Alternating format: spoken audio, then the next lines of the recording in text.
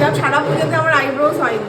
তো ডন্ডি কাটতে যাচ্ছে, আমরা ক্যাপচার করছি, যে ডন্ডি কাটতে যাচ্ছে সে আমাদের চেনে হাত নাড়ছে, আমরা